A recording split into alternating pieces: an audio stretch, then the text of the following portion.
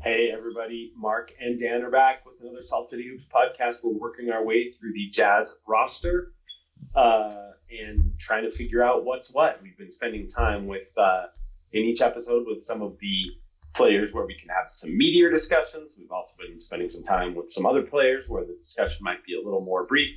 We have the same type of diet today ready for this discussion. We're going to start at the very tippy top of the roster, and then we're going to work our way to some veterans that we don't really have that much to analyze. I'm Dan Clayton. I'll be one of your guides as we do that, and the other one is over there hanging out in Denver. Mark Pereira, how you doing?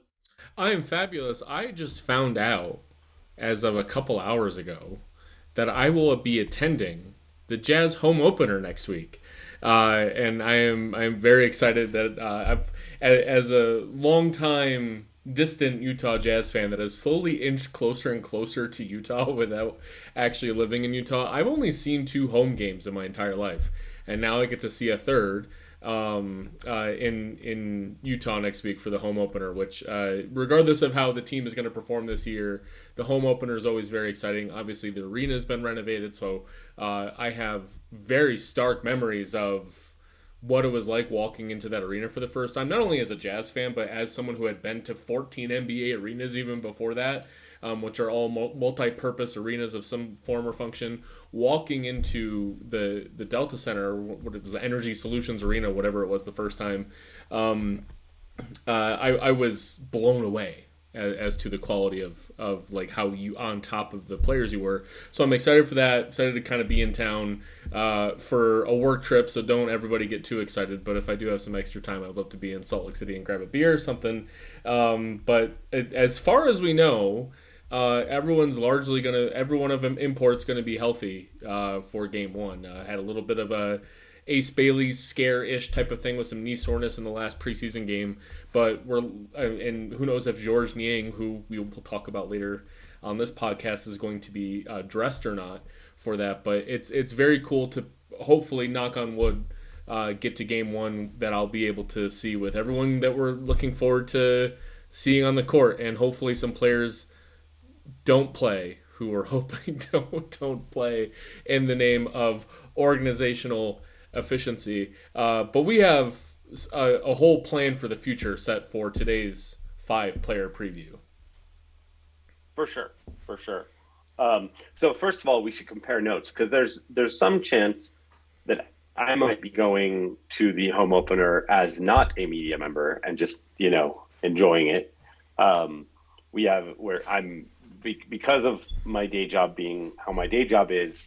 I'm taking a little bit of a step back on my radio duties. I'm going to do a few less games, and one of the as we were kind of calendarizing that out, I'm not covering the home opener.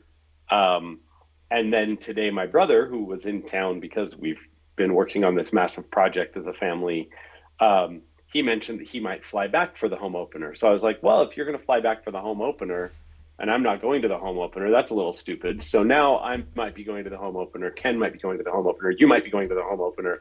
It could be good times A here good in the Salt Lake Salt City Valley. hoops Utah Jazz basketball little hang that'll be terrific. For sure. Yep. Well, speaking of Salt City Hoops hangs, that's what Mark and I have planned for today. We're going to as we continue our kind of tranches of five players in each podcast episode. Today, we're going to cover Lauri Markkanen. I told you we were going to start at the tippy top of the roster.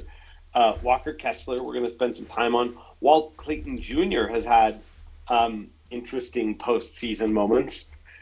Cody Williams is much discussed. And then we'll save George Niang for some discussion at the end because we know a lot about George Niang.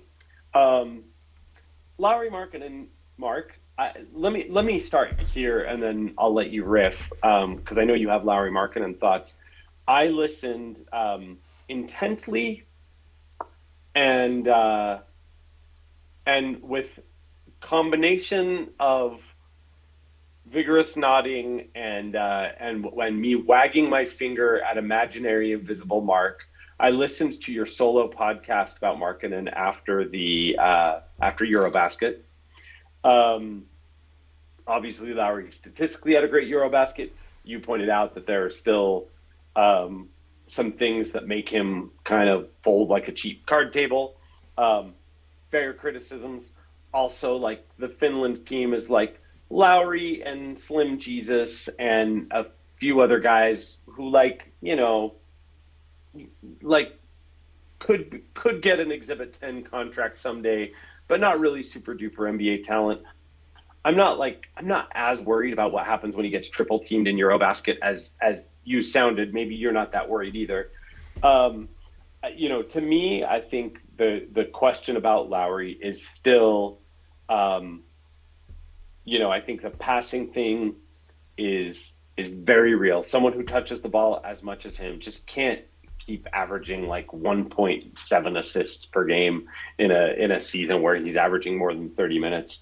Um, and then, just I think the bigger question um, is like, how can self creation and can growth in a self creation area happen without siphoning off development from Ace Bailey, Bryce Sensabaugh, whoever the Jazz draft next year. So like there are concerns about Markkanen. I don't share all of the concerns that I think you have, but I also don't want to speak for you. So a lot of my marketing concerns should be appropriately put into a bucket of hope for continued growth.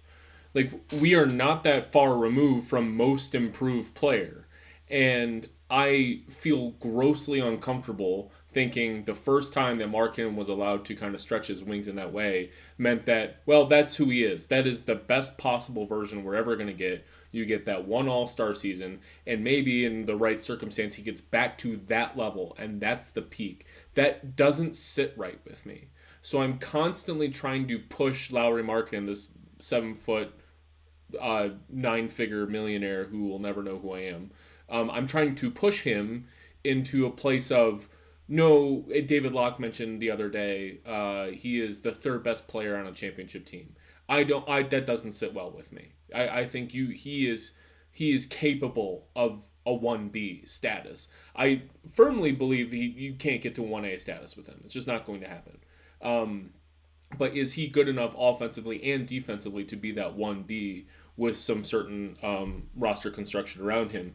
And when there are certain D- level skills to his game, it gets me very, very uncomfortable and thinking like, this isn't a hole in your game that needs to be fixed or else this doesn't work. It's more, this is a hole in your game that needs to be fixed if every lineup works, if every situation where you are just constantly boosting this team around you.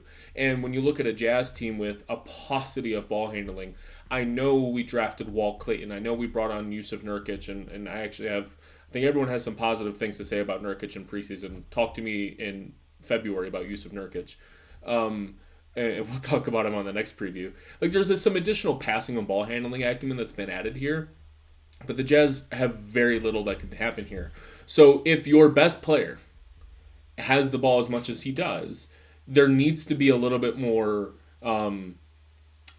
not passing from him, but just awareness on situational offense, on moving the ball to the next position. And there can be some credible arguments around, well, when the next person who touches the ball is a Colin Sexton or Jordan Clarkson, that also has aborted the offense. So if Markkanen is actually playing in more of an egalitarian style offense, he will actually look a whole lot better. So there's some little bit of like, can the offense improve a little bit, or is there still some areas that he can improve upon as when he has the ball and he gets into trouble? Because as improved as this team I think will be compared to last year, even with the perhaps talent downgrade, I think the offense will be a little better than last year. I think he's still going to be randomly double teamed and triple teamed, and he needs to figure out a way out of that instead of hucking up a horrible shot. He hucked up some garbage last year with time on the clock. Like it was just it was a problem. And I'm looking forward to seeing how he grows. I don't believe that he's a finished product, and I'll be disappointed if he is. I have one play example that I'll point to, and then I'll stop riffing. In the last game against the Mavericks, we're recording this on Tuesday night, and this is last night's game. He's driving on the left side, left-handed dribble, and the man in the corner who's guarding Ace Bailey cuts in hard to stop him at the rim. Last year, Markkanen's defender definitely has him well defended towards the rim. Markkanen could definitely finish through him, draw contact. He's an all-star. He can do that. Instead, he made a blind pass. It wasn't a no-looker, but he was looking at the rim, and then he felt the defender on his butt and said, I am going to whip around 180 degrees and put it directly in Ace Bailey's pocket, and Bailey nailed the three. I don't think we saw that enough over the past few years. I'm looking forward to seeing more of it. So already I have stuff I agree with you on and stuff I'll push back on. I agree with you. I like some of his play, even some stuff that didn't result in assists last night. Although he did have 3 assists at the half before he got shut down for that game. This is not a guy who's had a lot of 3 assist halves. This isn't a guy who's had a whole ton of 3 assist games. So that's encouraging. Back to the point, to put a point on it, this is a guy who touched the game 46 times, touched the ball 46 times a game last year. Only the guards touched it more often than him. Well, that's not true. John Collins touched it a little bit more often than him. And just usually when a player touches the ball that often, almost by accident, almost just by pure coincidence of like, I had the ball, now someone else had the ball and they do a thing, you just accidentally get 2.5 assists per game. You accidentally get 3.2 assists per game. So yes, totally agree with you on that. And in fact, one of my measures of success, the way we've been parsing these preview podcasts, is to say kind of, what's a best case and what's a worst case, or what's something good what's a way we will measure success for these guys. One of my measures of success for Markkanen is just like, give us a 3 assists per game season, which doesn't sound like a lot, but that would be 50% higher than his highest season in his career for passing. So totally agree that is, at this point, bordering on a problem for someone who has the ball as much as him. Let's talk about the hucking, because I think it bothers you more than it bothers me. And mostly the reason I'm not that bothered by it is because I have heard Will Hardy talk a half dozen times about how they told Lauri, like, just go hunt threes. Let's just see what happens. They weren't really trying to win games last year. Not that Will Hardy said that part out loud. Like, they weren't really trying to win games. So it was just experimentation. And like, let's see what happens if you get 10 threes up a game. And particularly in transition, they had told him, like, your light is the greenest shade of green in transition. If you catch the ball on the wing in transition and there's no one within 5 feet of you, like, I don't care where you're standing. I don't care how far, like, they wanted that from him, and they wanted that from him. And also, if there are players within 5 feet of you, I think we saw a lot where he was just, this is really framing my context a lot, so this is helpful for me. So I'm giving him a little bit of a pass on the hucking from last year. I'm not giving him a pass on the passing thing. That's a thing I want to see him improve. In fact, my kind of measures of success for him is, this is a guy, I want to look real fast before I say this out loud. This is a guy, the most threes he's ever shot in a season, or averaged in a season, was last season, and it was 8.5 threes per game. Like, I want to see him maintain 8.5 threes per game, even if there are times where we're like, wow, Lauri, like, you got some big eyes. Eyes are bigger than your stomach on that one. I'm okay with that. I just also want to see him average 3 assists per game, which means I want a combination of, like, bold, bordering on ball hoggy, like, but I also want to see him get other guys involved. I can already hear Mark Pereira. I can hear the Negatron faction of Jazz Twitter is in fact, they've probably already been doing it. I just haven't been on, Al Gore's internet today. I'm sure that the narrative is coming at some point, if it's not already out there on social media, about how, oh, look, as soon as Lauri Markkanen got back in the rotation, Ace Bailey and Bryce Sensabaugh took a step back. See, he's already kind of a he's impeding their progress. And I'm just gonna say bullshit. Like good young players will get better by playing next to good players. I had Full no stop. idea where you were going with that, and you've made me so mad. That is also going to absolutely infuriate me, Dan. I also not only do I just not believe in that on a spiritual level, but like Ace Bailey, First of all, I felt a lot better about Ace Bailey's third preseason game when I found out afterwards that he had knee pain because I'm like, oh well, that explains his performance. But honestly, Ace just missed some shots that he's been making, and then he got a little forcey, and like nothing about Lauri being on the court with him caused him to go from 25 to 20 to 3 points. I'm 0% worried about it. That said, I was pretty geeked up about the opportunity to see Ace, Lauri, and Taylor Hendricks all together. That's a pretty intriguing sort of wing brigade, especially if you can use them as Will Hardy did at the 2-3-4 instead of at the 3-4-5. Those three together with all that length and shooting and whatever at the 2-3-4 is intriguing to me. So it stinks that in our first taste of it, it was just kind of like, fart noise. But whatever. I'm not worried about that. And if that narrative is coming, just like miss me with it, Jazz Twitter. Like I'm not interested in hearing that narrative.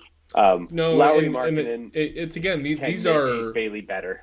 these are scars from the Ty Corbin Jazz, right? Where that differentiation was not as wide, right? Or that overlap was stark. Like Richard Jefferson was objectively blocking something, or Josh Howard was objectively blocking something for somebody. Marketing is way too versatile, and frankly, so is Bailey and so is Sensabaugh.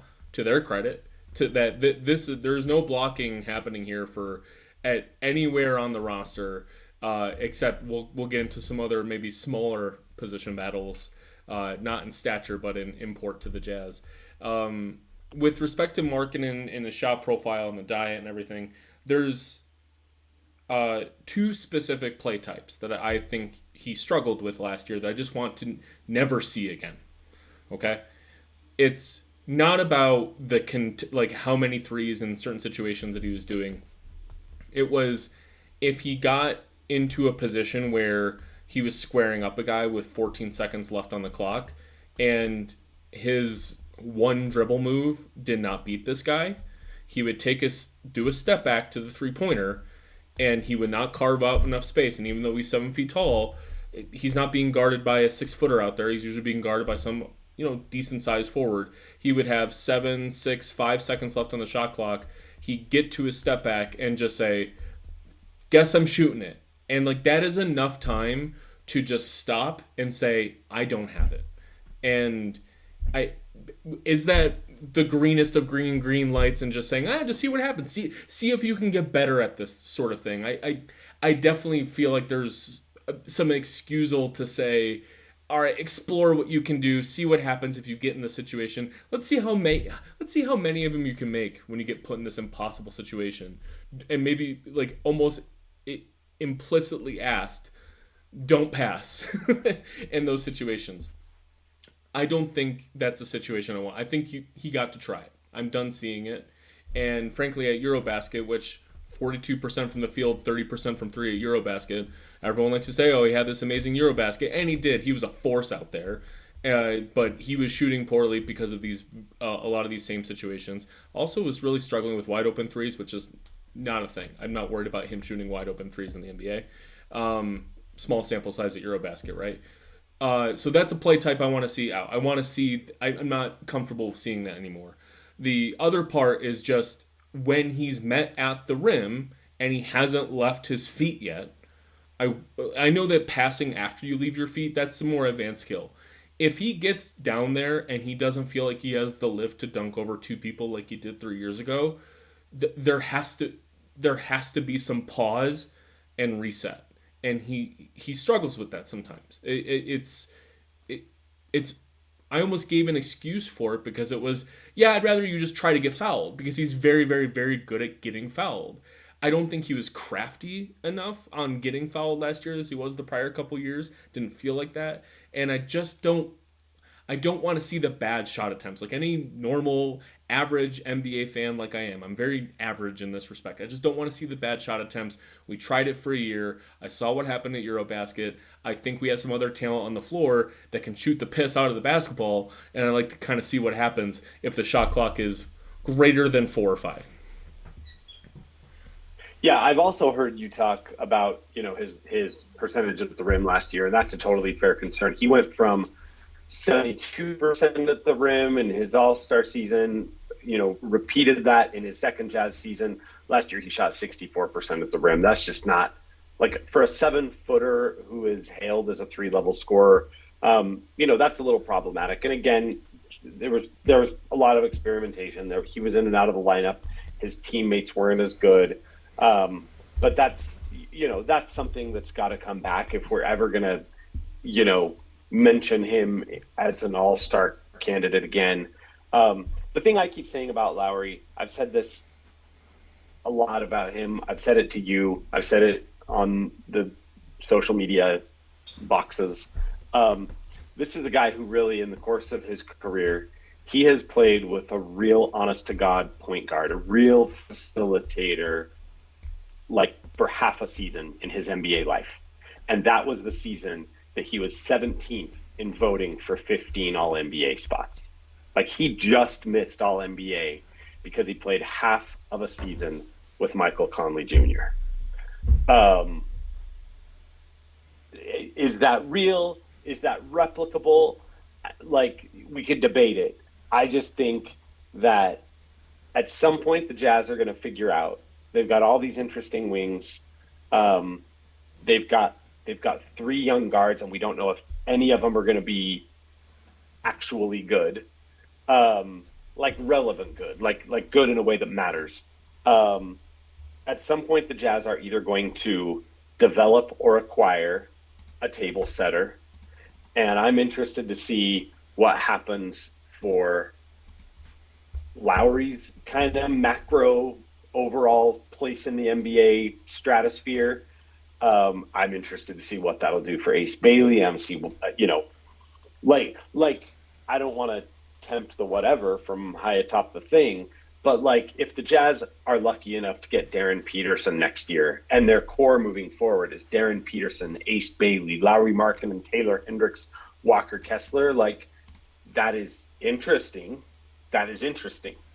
If they don't get Darren Peterson, but they at some point acquire like Jalen Suggs from the Magic because they have concerns about his durability, or they go get Nembhard because at some point Indiana has a hard time keeping their group together, and they have to move on from Nembhard to, the Jazz learned in the 90s that it's hard to have the same backup point guard to a future Hall of Famer, because eventually if a guy's any good and helps your program win games, he wants to go somewhere else. So anyway, I don't know who that next sort of table setter is, but it's encouraging to me that the one time Lauri got to play around that type of guard, it just truly unleashed the best version of Lauri.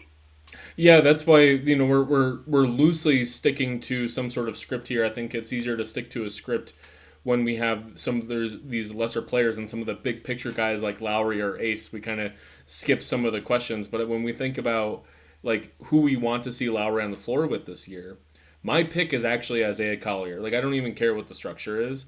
I want to see if this is a point guard thing. Like if exactly to that point, I really want to see if. And we haven't mentioned. We talked a little bit about Isaiah Collier and kind of in various episodes, like what could he be? But from here, I think if you are going to have a non-shooting point guard with distribution skills, Lauri's the perfect guy to kind of pair that with, of some sort of big man where you can do all sorts of different inverted whatever you want to do situations here, and because of injuries and tanking reasons. Isaiah Collier actually hasn't played very much with Lauri Markkanen. Last year, and obviously Collier's a rookie. Like, okay, late first, point guard who isn't playing a ton right away. And if he is playing, it's usually Colin Sexton and Jordan Clarkson perhaps are out there at the same time. According to Cleaning the Glass, there's only 460 possessions that he's played with Markkanen without Clarkson or Sexton on the floor, who are usually kind of acting as a lot of the primary facilitators there. So I want to see way more of the Collier-Markkanen combination to see if, not about Collier, but to see what I can prove about Collier, but where can we put Markkanen in spots where he's actually getting way more open shots, and these games are competitive because Markkanen has way more open threes that are making the defense go, oh shit, this is a problem. And if I had to add a third player to that lineup that would make this like really intriguing, okay, let's see what we can do. Add Bryce Sensabaugh on the other side of this thing. Now you got two very, oh my god, the defense is screwed if they can't figure this out. And you can play with a couple non-shooters if Markkanen and Sensabaugh are out there. So I want to see if this Collier-Markkanen can be a thing or not. And I think we'll be able to tell by January if this is a thing that is worth caring about or not, those two guys playing together. Yeah, it's funny. Bryce, I was going to mention Bryce even before I mentioned a guard. I mean, I'm inherently interested in, what happens to Lauri and the team's net rating when he plays with different guard combos. It was something I was watching. I was watching the Lauri Collier versus Lauri Key splits all last year, and honestly, they weren't really that convincing in either direction. But that's something I'll keep an eye on. And now Walt Clayton Jr. is in the mix, and we'll talk about Walt, so I won't, get ahead of myself. But it's interesting, he hasn't played a ton with Sensabaugh because Sensabaugh is someone they bring off the bench and almost have played in Lauri's same role. In fact, they use a lot of the same actions they use to get Lauri shots off the ball. They use those same exact, off-ball staggers, like slip and then come back and whatever type of actions for Bryce. And what that means is that just we haven't seen that combination deployed together a lot. Maybe that's okay because I think in the long term the Jazz view Bryce as sort of a sixth man, but why not just see what's there? Lineups is one thing, and I know I'm breaking the script again, Mark. So that's the point. Shoot that's me, the point. Sue me, whatever. These are loose guidelines. The fans know. In Lauri's first Jazz season, he ran 60. He finished, I should say. These are play type stats on NBA.com, which kind of suck because they only measure plays that you finished with a shot or a turnover or a free throw trip in that specific role. So this isn't like a great stat, but it's a good barometer, particularly as it relates to quantity of plays. He finished 60 plays as the pick and roll ball handler in his first Jazz season, the All-Star season, the season where he just missed NBA. The last two seasons combined, he's done it 37 times. I get why. Lauri, dribbling the basketball is not Lauri Markkanen's best skill. It's not, but that if that's the version that made him one of the 20 best NBA players, like, why did they only do it 15 times in his second Jazz season? Why did they only do it 22 times last season? Like, just, you're not even trying to maximize win totals.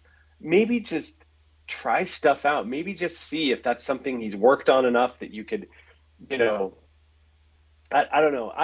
That's kind of something I want to see is just like, let's make his possessional mix a little bit more diverse again. I don't just want to see him shooting off of screens. Yeah, if the question is he a 1B or is he the third best player on you kind of have to answer that by letting him do more than just one thing on the basketball court. That goes exactly to my point of the play type I don't want to see anymore. I thought that a lot of his errors came when everyone just stood around and watched him do something. And you don't have to be John Stockton to run a pick and roll. It's just send up a screen. Anybody. It can be an invert. Send a guard up to do a screen.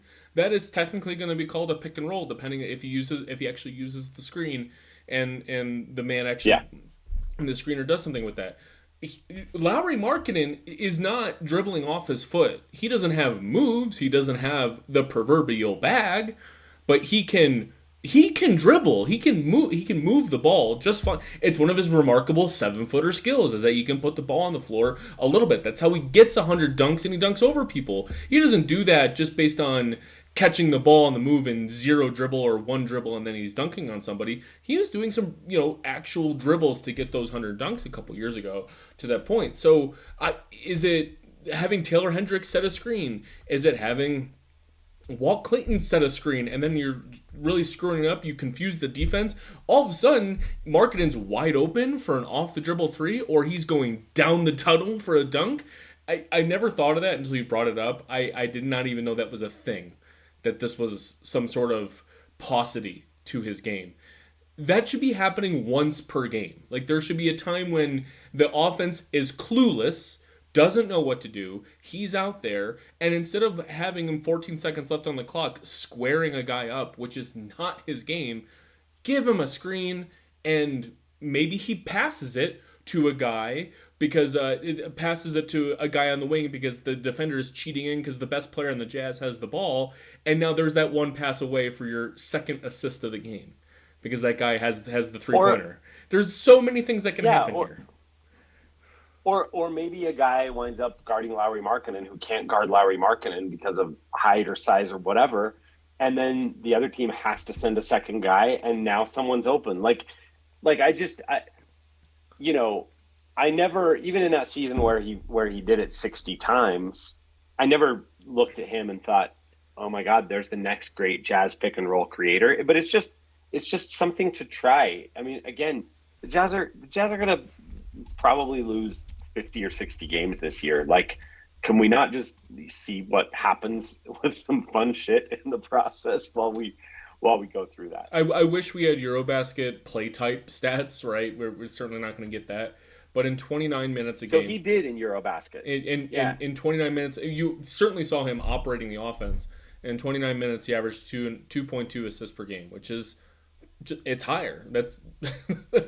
Those numbers are higher than they were before. Oh, also, I mean, it's also, hey, I know it's 29 minutes per game, but could those minutes have gone up?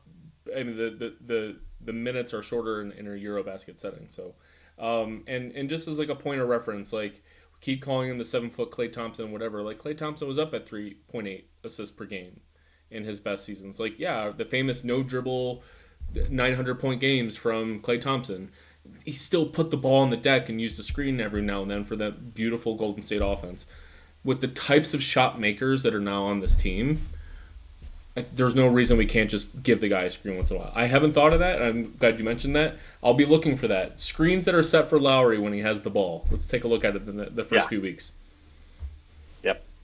All right. Well, I don't even know that we've answered like half of the Lauri Markkanen questions on our script here, but let me close out by saying I forgot to mention this. If you haven't listened to our thoughts or read our thoughts about Lauri Markkanen, Dan and I are in lockstep on this. The Jazz are not actively trying to ship Lauri Markkanen to the highest bidder. If you're listening to this now and you're only listening to certain other sources that are just saying like, well, if the only best offer on the table is one first-round pick and a middling prospect, the Jazz have got to do it. You're not going to hear that answer from us. I think Lauri Markkanen is not only part of this middle Jazz era that we'll forget about once Ace Bailey is good. There's absolutely a path where Lauri Markkanen is part of the next great Jazz team 2, 3, 4 years from now. There's no reason for us to move on from him. And we don't have to talk long about that because I'd like to keep this conversation kind of about the on-court product we're going to see. But you can certainly hear, and because can certainly hear or read our thoughts about Lauri already. This is a pro Markkanen on the Jazz discussion. And we're not going to say no to a wild McCall Bridges type trade package. I think that would be a good idea for the Jazz, but this is not just take the best offer for him. There's a path for him to be a part of the future here. And probably more so with Ace Bailey looking like he might be on the way to being something. Like that doesn't make you more likely to trade Lauri. That makes you less likely because now you're going, okay, well if Ace Bailey is, good enough to make the Jazz relevant in a couple of years, especially when he's joined by Darren Peterson, by Cam Boozer, by AJ DeBonsa, then at that point you're going to be going, okay, what kind of supporting cast do we need? And you're going to go out and you're going to be trying to spend 4 or 5 firsts to get a guy like, wait for it, Lauri Markkanen. So anyway, totally agree with you. Mark and I have both written pieces at Salt City Hoops, basically saying why the trade discussion around him is probably mostly BS. Another guy who's been in trade discussions off and on is the next guy on our list to talk about. Walker Kessler. You said let's keep this about the on-court product, but just contextually here, Walker Kessler and the Jazz are not expected to reach an extension deal to extend his rookie contract, which means he will play this season as sort of a contractual lame duck. I'm not super worried about that. I think the Jazz are doing this for cap math reasons, and I think he's still a part of the future. But he has said that it is sort of hanging over him in a way that he doesn't like. That said, my analysis on Kessler is probably going to be short unless yours is so so deep and poignant that it reminds me of things I want to say. I think Kessler is good, full stop. I think Kessler is already a starting caliber NBA center. He would starting caliber, maybe depends on the team and the system and whatever. Let me put it this way. Walker Kessler would be in the playoff rotation on probably 30 teams. And if it's not 30, it's like 29 teams, 27 teams. I think he's really good. I think he has great defensive instincts. He had the 1 year where he just kind of looked a little joyless and lost. He bounced back. Last year he was great again. And I think the only thing that could really sort of, first of all, I hope he stays healthy. That kind of goes without saying for all these guys.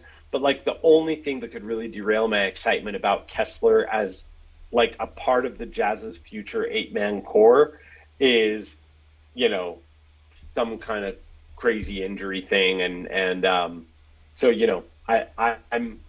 I'm pro Kessler. I think he's already, the comp on him used to be like, oh, wouldn't it be cool if he could get to like if it's a Zubac's level? Then Zoo took like another leap last year and was like a borderline all-star. And now that seems like a really aggressive comp. But still, like that's the ballpark of player we're talking about. Someone who's just really impactful as a screener, a dive big, play finisher on the pick and roll, anchor of the defense, great at rim protection all 3 years. Even the year that he got a lot of criticism for not looking as plugged in or whatever, his rim protection stats were still in the same ballpark. They're like better than Rudy Gobert's, the player who the Jazz sent out to bring in, among other things, Walker Kessler. So anyway, I said I wasn't going to say a lot, and now I'm just rambling about how much I like him. Successful season, I don't know, just like keep being Walker Kessler. All defensive team, like a vote getter is maybe not first team, but and who knows, maybe he'll get a slew of first team votes. Like this is a team that I see no reason why they will be higher than 27th defensively. If this is a league average defense, which means that the transition defense has to be better than F minus. But their half court defense is weirdly top 10 because of his 32 minutes per game. Like that is an all defense. That's an all defense vote getter. As far like Yeah. and planning for the future, yeah. Like I have no intel on this, obviously, but just because the Jazz aren't offering an extension now does not mean they haven't told him, like, hey, man, stay healthy, and you got 5 years, $125 million coming this summer. Or 4 years, $120 million, right? Like, shorter years, but higher value, whatever you want to do. Be a little flexible with him on, like, hey, would you like to get back on the market sooner? Do you want a 3-year, $100 million? Like just something where like the Jazz have so much flexibility with the cap, which is why they're waiting, that they might make it up to him in the summer if they believe in him. A great year will go a long way towards how much flexibility they offer him on where he wants to go with the contract. He's a restricted free agent, and I think it's smart business sense to be a little bit stingier with him But that doesn't mean that they aren't planning on what a nine-figure contract looks like for him, and perhaps it's something that they can discuss the entire year. That hey, before free agency starts, on minute one of free agency, you will be signing this deal because of what you did from October to Yeah. January. Like, let's talk again around the All Star break, and let's start negotiating the contract now. So I think it is going to be a point of conversation all year, the off the court stuff, because he is of his he's not a big mercurial guy. He's just a emotions on a sleeve guy, and if he's learning how to be a professional basketball player, an adult that just brings it every night, and whether that's his teammates juicing him up or figuring out his world as a growing 20 something, right? We've all been a 20 something where we just felt like we were spurned by a loved one or something and just didn't give it our best in our day-to-day lives or something. Like, yeah, he's learning how to be an adult. I'm not going to fault him for that, but it's just I certainly want to see if over the past few years he just hasn't played a lot of minutes. So I think a good season for him also involves that he's just on the floor a lot in a variety of different contexts. That he is actually at the 32, 33, 34 minutes a game, that and especially in high leverage situations, that he is not a player that is taken off the court for any reason unless it's just so preposterously obvious that we should have some sort of Markkanen at the five lineup that needs to be out there. There should be no situation unless that Nurkic is playing over him for developmental reasons whatsoever. Like, I think Nurkic has some extreme skill advantages in certain spots. Nurkic, for one thing, is a huge, bulky dude. I think he's clearing up like 280, 290 or something like that. He's a huge dude. I'm probably very wrong about that weight, but he looks like he's 290, okay? And Nurkic's only workout videos that he posts all summer are of him shooting threes, and that has translated into Eurobasket and the preseason, so that's a skill that Kessler doesn't have.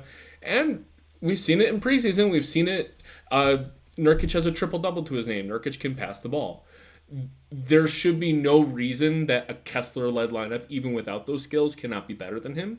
So I will be disappointed if a bad season is we got Nurkic closing some games, because the Jazz have a paucity of ball handling, like I've mentioned, and they need Nurkic's passing to make the whole offense work. I think that'll be a very bad sign for Walker Kessler, that his defensive benefits aren't worth the offensive problems. We already went through that with Rudy Gobert. I don't really feel like going through it again. One of the guys I'm most interested to see him play with, um, and I don't, this will sound like I'm trying to segue to our next guy, and I'm not, because I think we still have Walker Kessler thoughts to get through. Um, Walt Clayton Jr. could potentially be a different type of point guard than the Jazz have had since the Mike Conley trade. In terms of someone who can, see the floor at an Isaiah Collier level, but also kind of be a threat in his own right.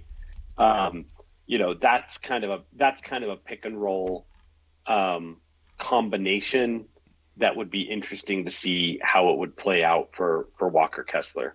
I don't think Collier and Kessler had the same pick and roll chemistry that like Collier and Collins had last year, because teams know what Collier needs to do on a pick and roll.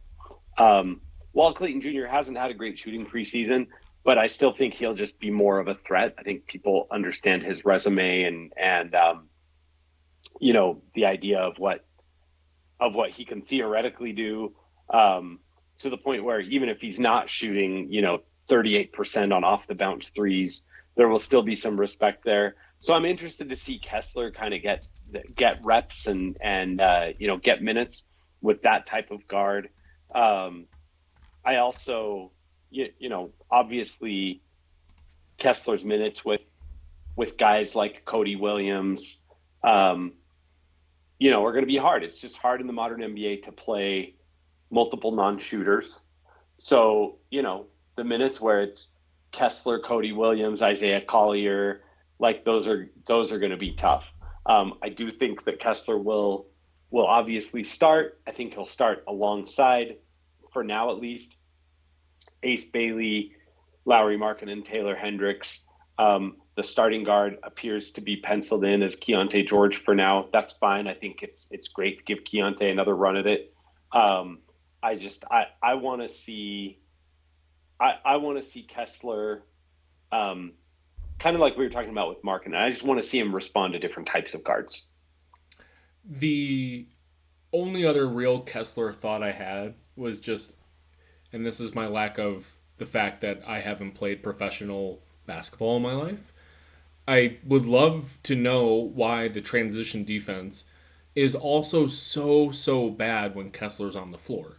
Like, yes, he is not the first guy you're saying, hey, like, make sure after a missed shot your ass is firmly under the basket. Make sure to get back and help with transition defense. I'm not that dumb. I understand like why he is not the person that matters here, but I also am wondering like if there's layers to transition defense where there's if you're stuck on a 2-on-4 or a 2-on-3 and you're able to prevent like that first line of attack or force the first and second pass, your second layer of defenders, which should include Walker Kessler, should be coming back to your goal isn't to block shots, but to make these players who are trying to make a quick decision and get a fast break bucket, to make them rethink their decision. And I feels like they're too often that Walker Kessler was just never on your television screen on transition defense. And whole lot of other players are to blame for also not being on the screen or just being useless in the actions themselves. But the few times that a Utah backcourt player or forward or something actually was able to force a pass or a mild misdirection to make the fast break do something a little different, I don't feel like you saw Jazz frontcourt players, which included John Collins, which included Walker Kessler, helping with that. And I'm hoping that's something that can be improved a little bit. Filipowski was also super guilty of, as soon as a transition opportunity happened, he never moved. He never moves, and so it's endemic to the entire roster. And I'm hoping Walker Kessler can be a guy that says, you know what, I can get down there and affect some things. I don't know. It's something I'm hoping to see. You're on mute. So I think we're pretty aligned on Kessler again, which is not surprising. Like you, I don't have that much more to say about him. Stay healthy and put yourself in a position to where the Jazz, have to roll out $100 million for you next year, which I think they're planning on doing anyway. We already talked along the way about Walt Clayton Jr. He's our next guy. For someone who might right now be, for all I know, he's penciled in as the 11th man. I'm actually really interested in Walt Clayton Jr. And in particularly, I've just liked how the team has felt with him running things. That was especially true on Monday's game when, I don't think it was Keontae George's best game. And so there was kind of a palpable interest when Key versus Walt were running the offense. But even before Monday's game, I just think Walt, people forget Walt Clayton Jr. is actually older than Keontae George. He's older by a few months.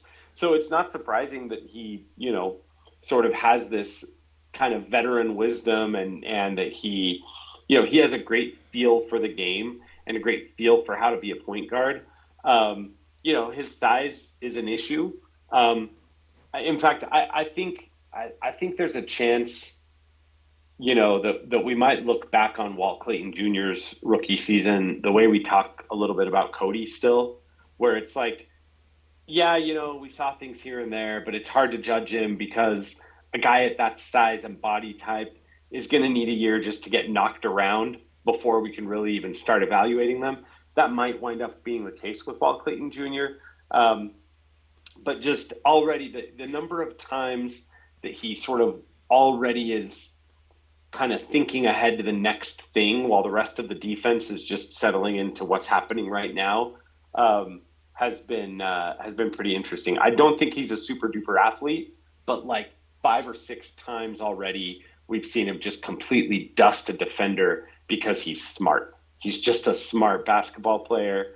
Um, you know, I don't know if you heard this. This is going to be like Matt Harperingham football. Walt Clayton Jr. won a college championship, and part of the way he did that is just by knowing how to operate a basketball team. And I think, whether it's injuries or, times that they're shutting Key or Collier down, I think there are going to be times where we're going to get an extended look at Walt Clayton Jr. And I'm excited for those times because I think there's the outline there of a like Jamal Murray light type of guard. And we've talked so much about singing our praises for how even if the counting stats were what they were, Mike Conley was the table setter. He made everything hum. And Walt Clayton is not going to do that this year. He's not going to be the table setter. But Conley had his rookie season was much maligned for shooting reasons and all sorts of things. But you could see him actually playing real point guard. And the thought coming out of Conley's rookie season was, well, this guy was not worth the 4th overall pick. But maybe he's probably still a real point guard, though. Let's see how this thing goes. And then the guy goes on to have, probably not a Hall of Fame career, but like a career that's like, wow, he at least needs to have a conversation about it due to longevity and some other things. He has an all defensive second team to his name, and the dude weighs a $180, soaking wet. I think Walt Clayton's probably a little thicker than 180. That I recall. He's certainly a little bit taller. NBA has him at 195, and he certainly looks a little bit thicker than Mike. I want to be cautious for Jazz fans that just like how we talk in the Ty Corbin era about players blocking players, and just how we're kind of talking now about perhaps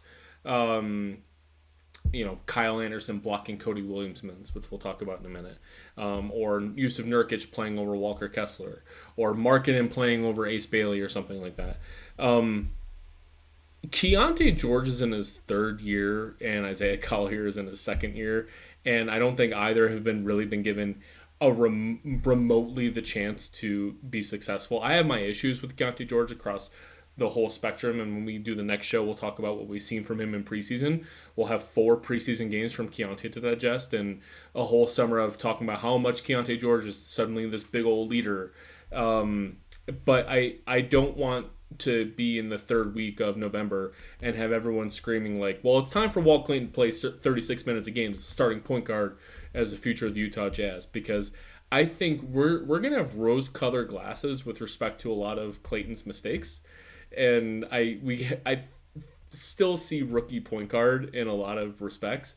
And I just want to see the basic outlines of, are you the 38 to 40% three-point shooter from a variety of different places? Like maybe you don't shoot 38% from 3 this year. Is this credible? Are your turnovers the trying cool things vibe, or are you continue to do stupid thing vibes? The from early returns are good on that front, by the way. It seems like Clayton is the type of guy who turns it over for smart reasons, if you will, or learning the pace, learning the speed. Drawing free throws is a thing I want to see. If you're going to be that small, like, are you someone who can draw free throws? Preseason returns have been good. He shot 7 or 6 free throws one game. He shot 6 free throws in another. 0 free throws in the 3rd game. And so those are all sorts of aspects that can say, I'm not looking for a good season for Walt Clayton to mean, oh, he is playing 35 minutes a night in March. Mm-hmm. I think a good season that I'm proud of is to say, yeah, I think he's demonstrably better as the starting point guard of the future, even if he's not actually better than Keontae George or Isaiah Collier right now, but he can do it. He's not just someone who we have to relegate to some sort of Patty Mills type role, which I've implicated his name a lot this summer as like a quality NBA career for Clayton. If he actually is lead guard instead of just, oh shit, small shooting guard variety, that'll be a successful season for me. I think we need to temper our expectations just because of our frustrations with Collier and Keontae George can make us want to just do the shiny new thing earlier than we should. Yeah, I mean, I get that. One of the words you've been using a lot is just paucity of ball handling, paucity of playmaking, paucity of organization skills, and I think that's one of the reasons why Jazz fans are so ready to just kind of try a different version at guard. But it's very likely, we talked about this with Collier in the last episode. The Jazz have 3 young guards. They have 3 guards who are all essentially the same age. They're all within a year or so of age, all drafted in 3 subsequent drafts. And they can't play all 3 of them at point guard. Now, they can obviously slide someone to the 2 so that all 3 of them get to play, but then you're messing with Ace Bailey's minutes, and you're messing with Bryce Sensabaugh's minutes, and you're messing with other guys' Cody Williams' minutes, whatever. So, the worst case scenario for any of these guys is just that Will Hardy decides, hey, I have more faith in the other 2. And we just don't see Walt Clayton getting those reps, or maybe it's Isaiah Collier who's the third point guard in a rotation that can really only use 2 point guards. And if it's Collier in particular, that's troublesome because Collier's going to have a harder time in the NBA playing off the ball at this point. So anyway, that's interesting to me. That's kind of the worst case scenario for Walt. The best case scenario, like I could envision a big role for him, especially because in today's NBA, like everyone's going to miss 8 games at some point, and some guys are going to miss 12 games. So if Key and Collier both miss that amount of games, then there's 20 where Walt is going to play a bigger role. I'm not campaigning for him to like overtake the starting role or anything like that. I don't want to get ahead of myself. I just like his feel for the game. I like how it seems to translate. I like that when he's on the floor, there's just a flow and a fluidity to things that isn't always there. Not to turn this into a Keontae conversation, but my biggest beef with Keontae has always been just like, I'm going to walk it up. I'm going to dribble on the logo.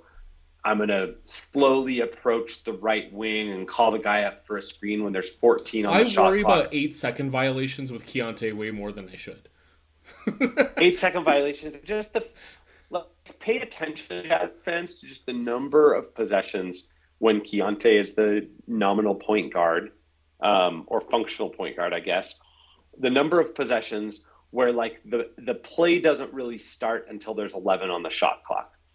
And I've wondered, because I try to cut these guys some slack. I'm not in the huddle. I'm not in the locker room. I'm not at shoot around.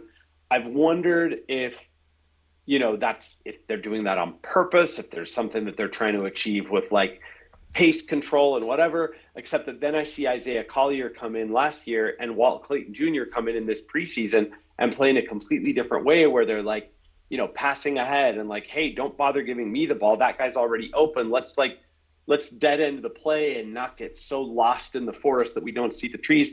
And then that tells me that like maybe the sort of labored way that Keontae runs things isn't by design, and maybe that's just kind of his preference. Again, didn't mean to turn this into a Keontae cul-de-sac. And it could not just be like play overall team style. It could be that's how they're coaching Keontae to, all right, this is a guy who does not have natural point guard skills. In order to teach him point guard skills, we have to give him one play, get comfy, Keontae, now run the play. It could just be like a very Keontae specific thing.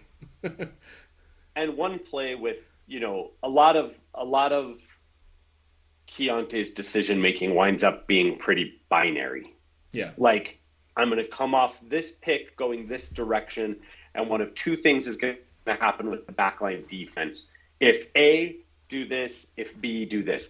Maybe that is by design. I just, there's enough dynamic wings and bigs on this team now that I kind of just don't want to watch one guy dribble until there's 11 seconds left on the shot clock. Let's be real clear what we've seen in preseason and summer league so far. With the 18th pick, and this is actually something I mentioned about Jeremiah Fears when it didn't seem like Ace Bailey was a player the Jazz would draft. Already out of Walt Clayton, I'm doing the sort of like, that was nice. Ooh, and just like he's very obviously an NBA player. Like it, and that isn't always true with the 18th pick. In fact, it's probably more often than not. Maybe I don't know.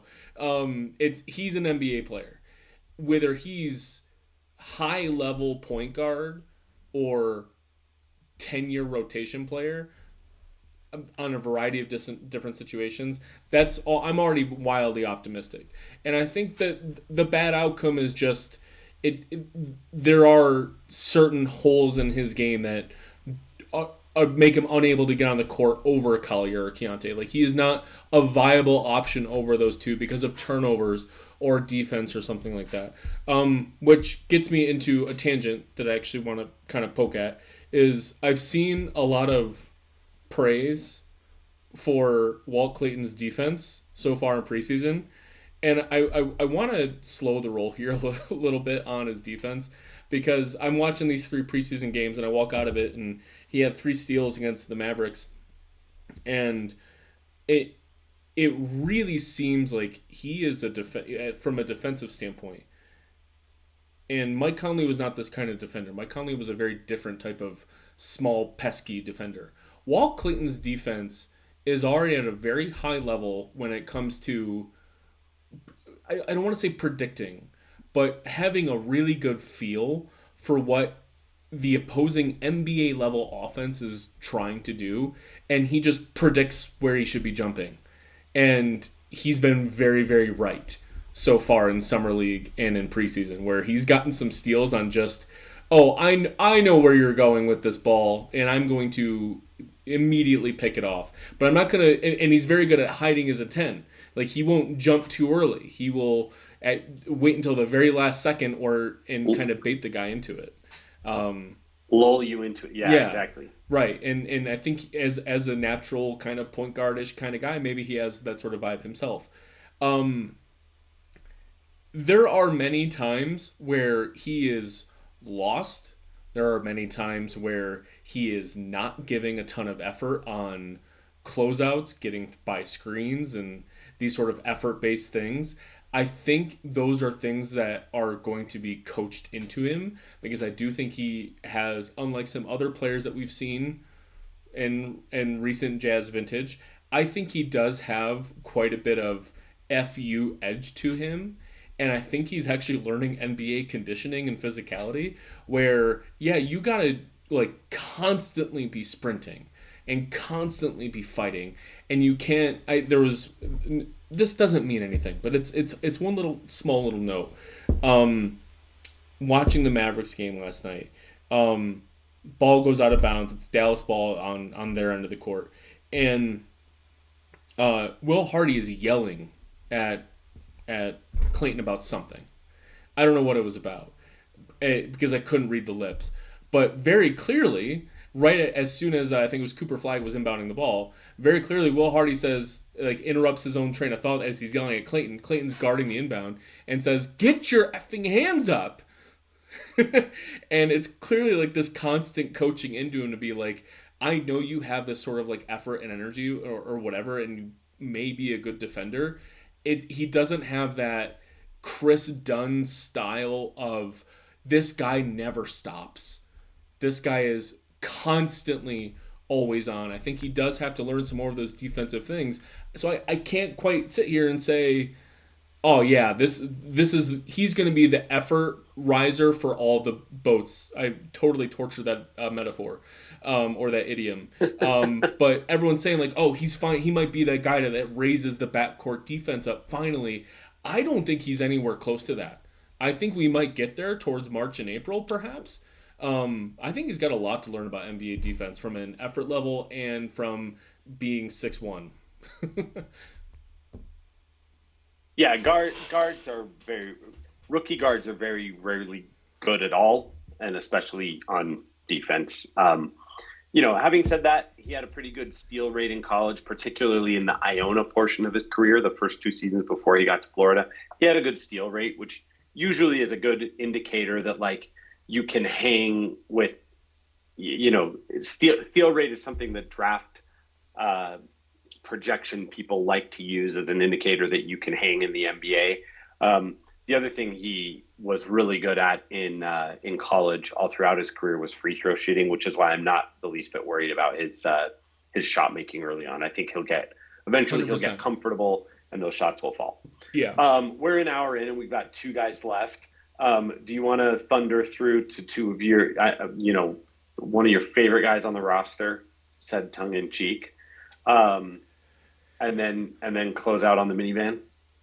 I absolutely got to mention some Cody Williams, especially because we got a huge long look at him in preseason. Long story short, just not an NBA player yet, right? Like at all. And I actually, I'm surprised when I see comments from people saying they don't see a difference in how he looks because I think he looks massive. I think he looks wildly bigger. I think he does actually look like, oh wow, you can see much more heft to him, and we'll see how the physicality can go.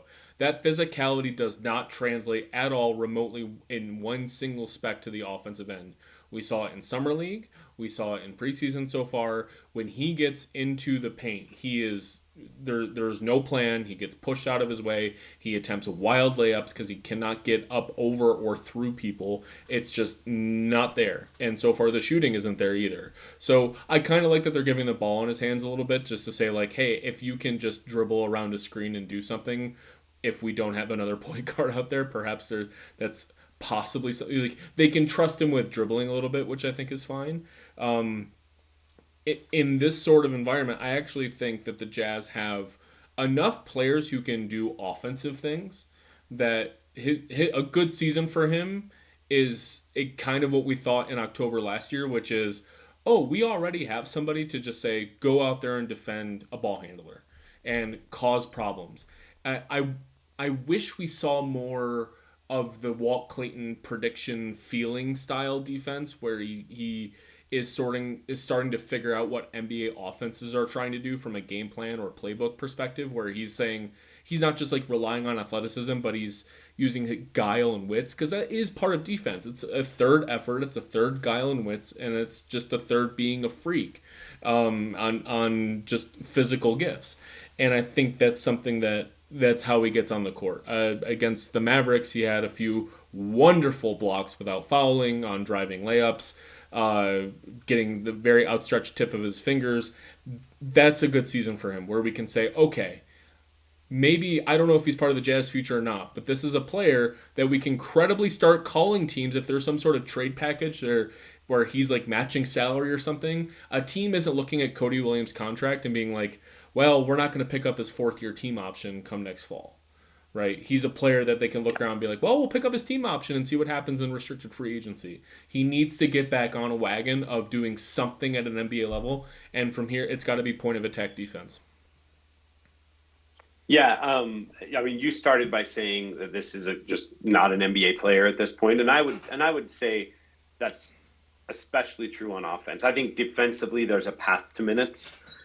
Or at least there's, when we were chatting about Cody Williams off mic before the podcast started, like Will Hardy can still be credible playing Cody Williams over Kyle Anderson at this point in Kyle Anderson's career.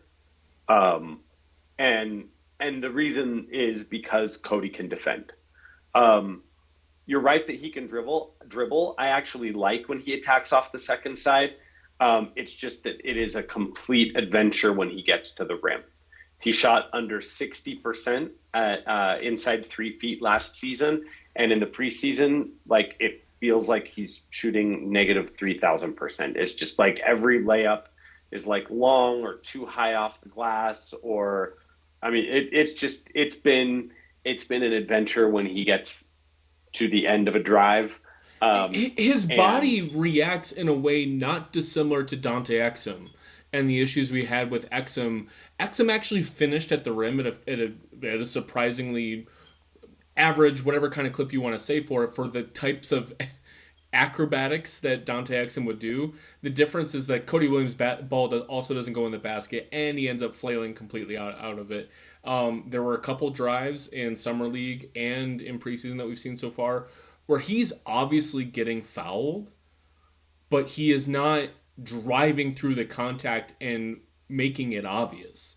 And I think that's if he's going to improve these flailing forays to the rim, he's got to draw contact. Just get the contact and get to the line, dude.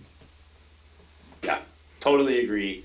And by the way, that's a good way to utilize your athleticism. If you can kind of use contact for a little boost, you can actually attack the rim more. So anyway, there's obvious things that Cody Williams needs to do to improve as an overall basketball player. 3-point shooting is another one. Right now, he mostly shoots from the corners. He had a little bit of a stretch last year where his corner 3-point shooting started to tick up, but overall, he's still a sub 30% 3-point shooter, and he's a sub 60% shooter at the rim. Those two things can't exist at the same time if you're going to continue to get NBA minutes. For a frame of reference for folks who don't stare at these stats all the time, league average inside 3 feet is about 70%. So when you've got a guy shooting under 60% on essentially layups, that's an issue, especially when no one has to guard him at the perimeter either. He played 2 games for the Stars last year. Remember, he had a lot of sickness and injury issues as well last year. I think he could benefit from some more Stars time. He had one not very good game and one tremendous game. So I think there's a path to an NBA future for him. I just don't it's starting from behind the 8 ball. He was in a horrible draft last year, probably more credibly a 15th, 16th, 17th pick that we'd feel a little bit differently about. I think Jazz fans have a little bit of strong feelings about Cody Williams because we're in the middle of this tanking era, right? And that was the season the Jazz looked at the draft and said, this draft sucks. How about we trade Rudy Gay for John Collins and just see if John Collins is like something that we can build around or not and see what happens. Knowing that they were probably not going to get the first overall pick, knowing that they'd probably pick somewhere between 5th and 12th if they did it that way. And sure enough, they picked 10th, and you're looking around being like, well, what's the difference between Cody Williams and like the guys drafted ahead of him? Not a whole lot, but I would certainly like to have the 11th guy, Mondas Buzelis, who is having a great, preseason, had a pretty solid last year. So we have a feeling about Cody Williams because we feel as a tanking, rebuilding team that we are owed talent, we are owed performance from these top 10 picks. Sometimes they suck, or sometimes it takes them 6 years to be a credible rotation player, and they're on their third team by that point. Yeah.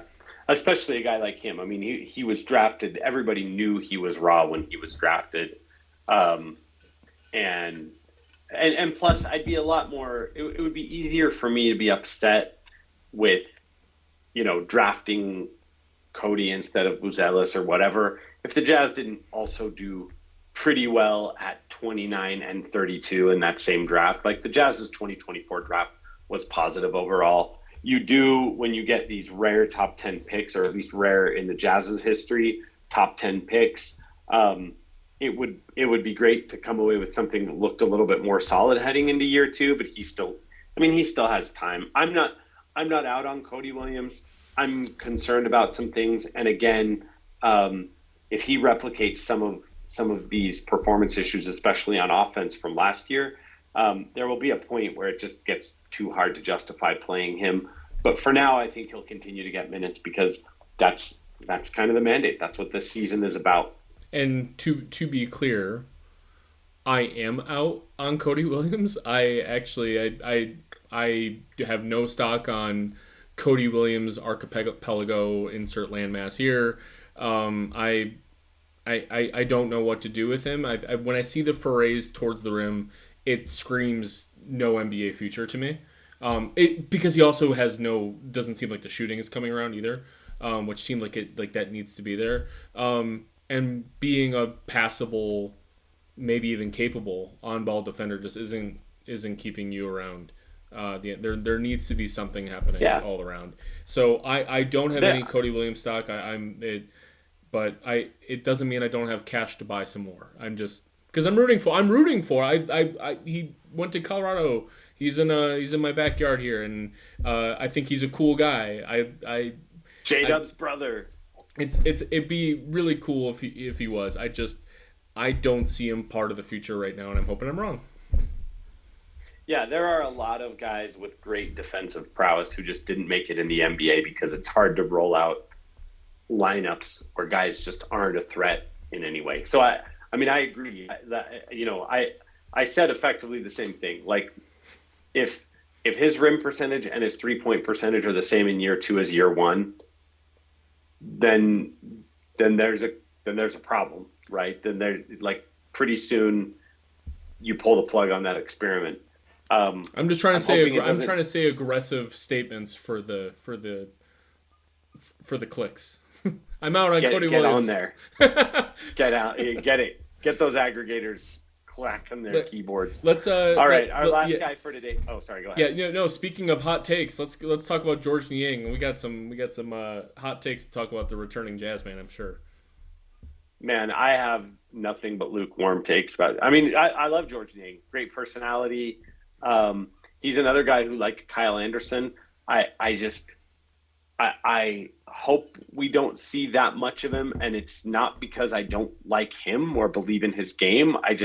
He plays the same position as a lot of positions because, as you mentioned earlier, a lot of these guys we're excited about them precisely because they can play the 2 and the 3 or the 3 and the 4 or the 4 and the 5 or whatever.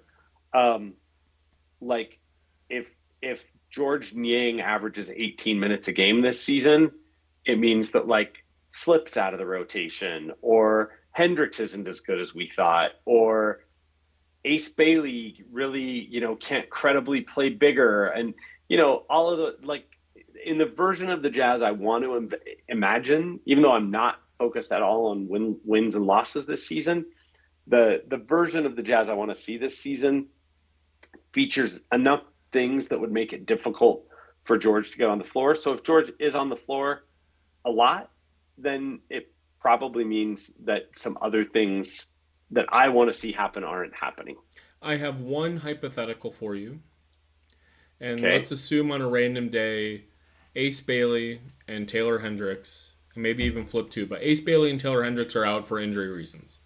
Would you rather see Svi Mykhailiuk or George Niang get those minutes to help progress the offense?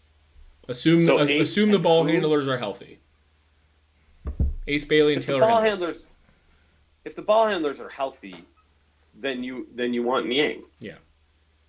Because you want Kessler rolling into open space that's going to be there if there's a shooter on the wing of George Niang's reputation. Yeah.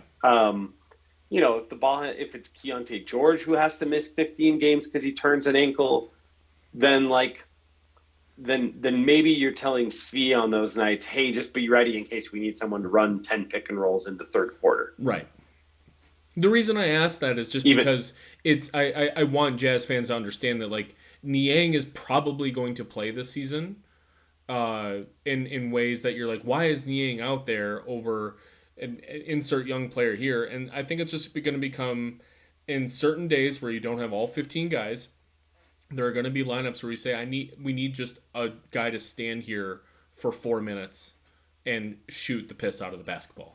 And that's we know George can do that, and everyone talks about how amazing he is in the locker room and how he's just the best person that everyone's ever met, and that's absolutely true.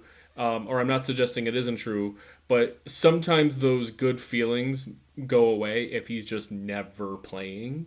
And throwing him a bone here and there, I think is going to happen. Love having him back. He's a source of great humor, great conversation. I think on a team that is going to win, 15 to 25 games, it's the vibes getting a little bit higher from a guy like him versus a guy like Colin Sexton or something is pretty cool. I'm glad to have him back. A lot of great memories with him.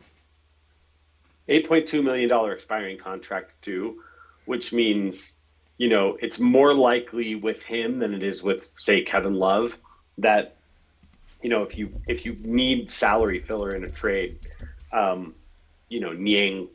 Niang starts to look like he could help with that and also help a team. Like I think he's still a player that teams would put in their playoff rotations. Thanks for reminding me that the Cavaliers gave him that $27 million contract. Well, we've done it. We've made it through 10 of 15 guys. Anything else? I know we kind of hustled there at the end, only because Markkanen, Kessler, and Clayton are so fun to talk about. Anything we missed, or should we put this baby to bed and get ready for 5 more guys in our next edition? In general, unlike our last episode, we have 3 preseason games under our belt for this episode, so we have a little bit more data that we were able to talk about. I think I just have a wild more thoughts about Ace Bailey. We were only talking about Ace Bailey as a theory before in our last show, and oh man, he's a star. Everything I've said has been super optimistic, and now I'm super excited. So when we do our next preview, we'll have 1 more preseason game under our belt, and after that, we'll do a broader preview for various other bits and bobs or just general team predictions before the home opener. And Bryce too, by the way. I know we already did Bryce in the first. Like Bryce is after a more pedestrian game 3, he's now only the 2nd leading scorer in the entire NBA for preseason points. They also kept Bryce him on the bench to give Cody smooth. Williams more. They let Cody Williams play more, and I think Bryce was when they were resting the guys who were like obvious rotation players in the second half. Bryce came in at the very end of the game, but I think he played fewer minutes because it was all right, buddy. You have established yourself. I'm so his shooting is unreal, and he's got some more skills to develop this year to be an amazing player. But I mean, this is unbelievable. He's on a season-long heater now. Well, there you go. Some bonus Ace Bailey and Bryce Sensabaugh thoughts in the middle of a podcast about Markkanen, Kessler, Clayton, Cody Williams, and George Niang. Mark, thanks for joining. Thanks for getting this together, I should say. I joined you more than the other way around. You're great to put these to get these kind of juices flowing. We'll do 1 more of these. As Mark said, it'll be after the preseason finale and before the regular season gets underway. And then we have 82 games to see, kind of what happens with all these guys. So yeah, this has been a Salt City Hoops podcast. Mark Pereira's over there. I'm Dan Clayton. Thanks for joining, and we'll catch you soon.